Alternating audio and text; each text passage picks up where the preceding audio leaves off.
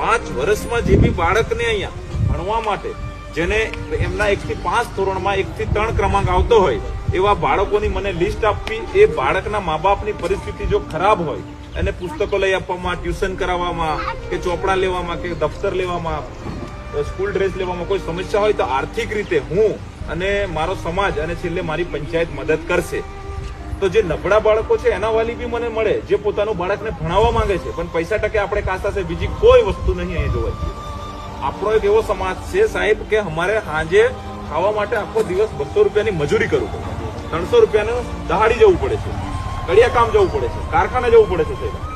તો તમારી બી પરિસ્થિતિ હોય, જો તમારું બાળકને ભણાવવા પ્રત્યે કોઈ બી વસ્તુ અટકતું હોય તો અમને જાણ કરો. સભ્ય છે, ડેપ્યુટી સરપંચ છે, જાણ કરો, વડીલો છે, જાણ કરો. આપણે રસ્તો લાવીએ પણ બાળકને ભણવા માટે કોઈ કચાશ છોડશું નહીં, એની જવાબદારી અમે.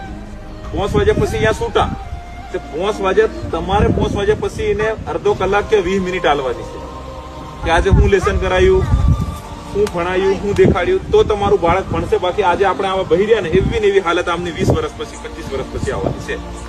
કોઈ આવે તો બોલી નહીં શકીએ, ડરીએ, બીહીએ. પણ થામણોના તો ભારી કાયદા વાળા છે, ભારી બોલે. એ સારી વાત છે, બોલો. મારી ભૂલ થતી હોય તો મને સમજાવો, પણ આપણા બાળકની આપણી જે પરિસ્થિતિ છે એવી નહીં આવી જોઈએ, એના માટેના આપણા પ્રયાસ. બરાબર.